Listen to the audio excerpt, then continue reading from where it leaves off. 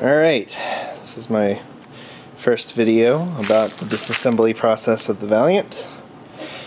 Carolyn and I just did an amazing thing making a 6-point turn down this driveway here to turn the car around to be facing this way. So that's pretty awesome in itself. And I encourage anyone who's watching this that's not me to stop watching right now, because this is going to be obscenely boring. So, anyway, we'll start at this side and work our way around. Anyway, there's the voltage regulator. Get a good shot of that. And you can see where it's running up along here in the harness. Harness goes right around there and back down. This side of the engine, and keeps going all the way around to the alternator here, and see off of that post there, and running over to my HEI system. So I've got the brackets mounted there on the firewall coil.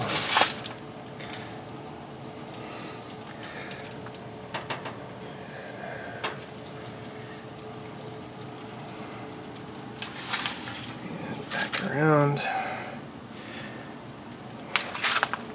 Here's the horns. Horns run a wire that goes up through here and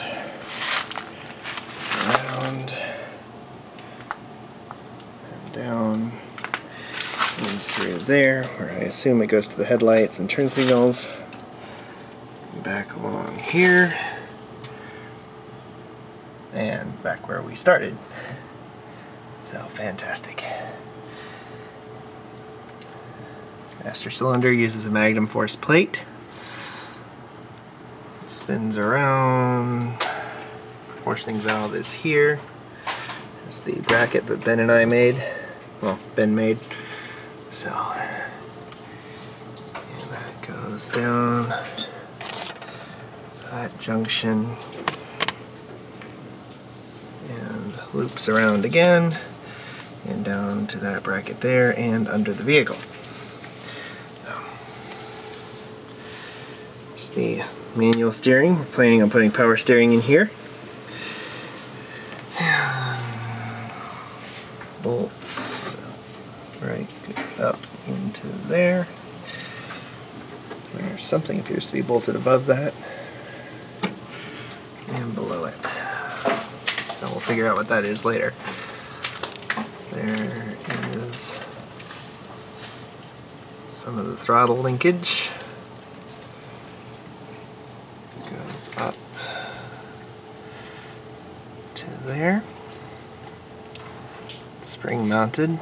This is probably going to get replaced with a low car system. Well, it's got to be when we put the bigger carburetor in. So that's something to do. There's my starter, thanks to Mike Nelson. Excellent Dodge Dakota starter, I believe. Runs to the battery and clips into the harness there and goes up to the starter relay. I believe that's what that is. Pretty sure. And that linkage there, well, not linkage, but that harness there. And that was out of a 65 Dodge Dart, I believe, because I set the original on fire. So, moving on, there's the carb. Not going to do too much with that, because that is going to get replaced with an Edelbrock 500 CFM 4-barrel. But it goes down to the choke there that doesn't work, and around to the fuel filter, which has a metal tube that runs down there. It's below the alternator bracket there to the fuel pump. And it goes from the fuel pump, which will probably remain unchanged because we're not doing anything too radical with the fuel delivery system, to a rubber hose that goes to another metal hose that, I don't know if you can see or not, runs down along there with some kind of, I think that's the brake line running over it. There's the dipstick for the transmission that leaks at the bottom, and that will be fixed. So, alright, moving on to air conditioning. There's the tubes that go in to the air conditioning unit in there, come out, go above here into whatever that's called. Can't remember. It's the condenser, evaporator, compressor. It's not the compressor. It's not the evaporator. Or is it? I don't know. We'll get back to that. I know it's important. So, moving along.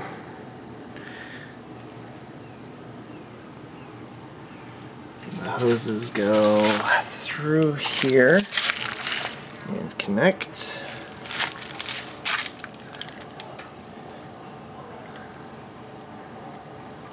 Through there.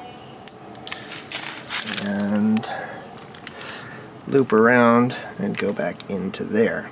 So it loops around through there on the front and bolts in.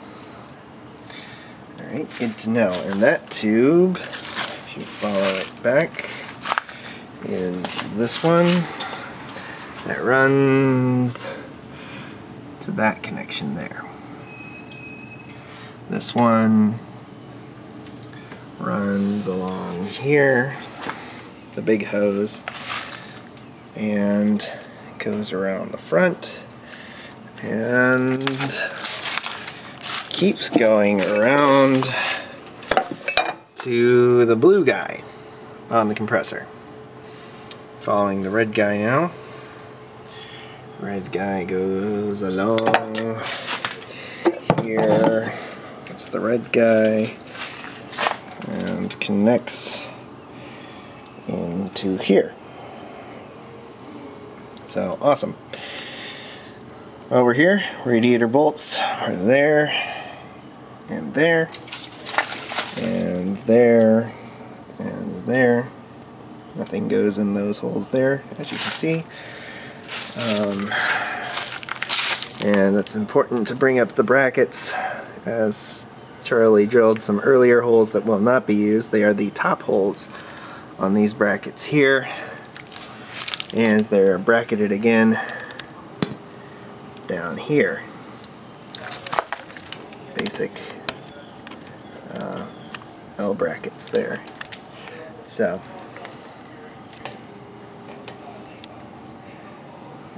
this thing, which is probably going to come out, just to make note of where it all is. So it looks like I'm missing a few grill screws, so that's going to need to be addressed as time goes on, so shouldn't worry too much about not finding those. Hood bumpers are there, and here, and here. I have a secondary grounding wire run to this hole here. Goes to the negative cable, which bolts there on the block. Now, over here is the bracket for the custom compressor mount that Charlie made, and it goes down and bolts to the support arm that goes to the motor mounts, which will also be replaced with polyurethane. dipstick on the right side of the mount. It goes into the engine there. Exhaust manifolds. This is gonna change, because Curtis Humans made me a nice set of dual exhausts that will be replacing those. Here's the path of the stainless steel transmission coolant lines. Hopefully this remains the same and I don't have to rebend lines, because I hear that is absolutely no fun at all. It was no fun putting in pre-bent ones. And they go around behind there and down and back to the transmission. Okay, what else do we got? There's the speedo cable. Comes out and down, obviously. And let's see, do we have anything interesting under there? I can't see too well, but this is upside down, just for reference purposes. Looks like a bracket for the battery. Pulleys on the compressor. Rear pulley goes down to that spacer, and that bolt will probably need to be put back in. I don't know why it's out that far. And down to a back pulley down here, and loops around and back up to where we begin. Front pulley has nothing on it. I'm guessing that is so we could run power steering off of it later, if I recall correctly. So there's the harmonic balancer and water pump, blah blah blah. One of these bolts here on this bracket are going to have to be modified slightly when we do power steering. So refer back to that post about what Charlie said about power steering. There's the lower radiator hose, and of course the upper radiator hose. And these are the heater lines here. So follow them up, and they go along here into that. So left line comes out here and goes into the bottom connection. So left hose goes in the bottom, right hose goes in the top.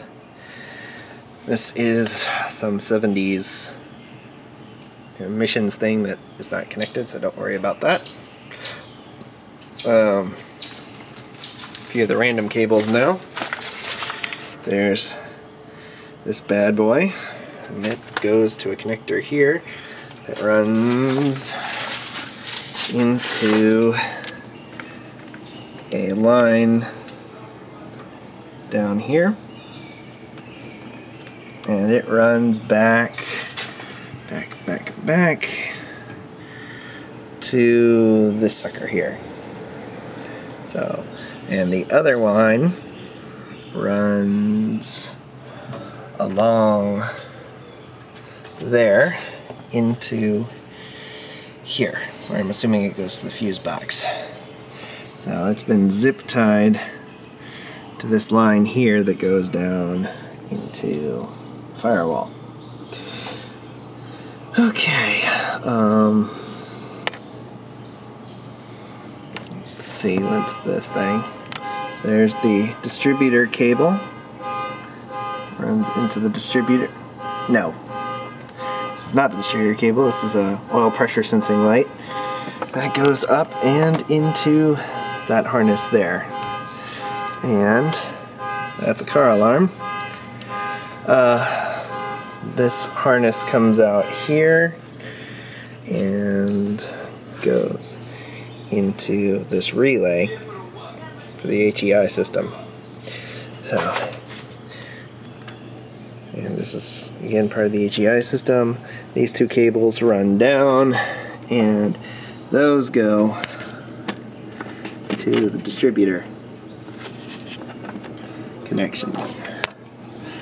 So, That was out of a 73 Duster, I believe. And dun. Back of the alternator. Red line goes to a green line, which goes into this harness here. This harness also has a brown line, brownish line, and it goes up and over to whatever the heck that is. So it goes down and back to here, brown line. Going kind of around. This green wire is connected right to the alternator in these two bolts, so that will probably just stay there. So there's an additional ground bolt that runs to this connector here that runs to that relay there. So that makes sure those have a chassis ground. And this red and blue line up to the pink and brown on the coil, and the pink and white on the coil run to here. The white goes into the relay, and the other white, oh that's nice, has a connector on it. That will be where the tachometer goes later. And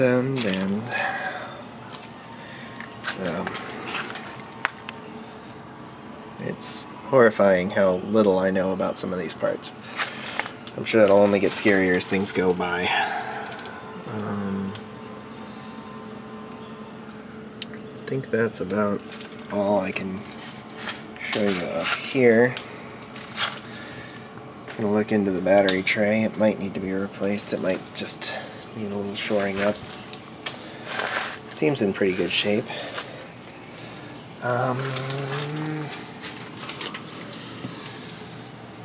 Okay, I think that's about it for under the hood. So we'll call that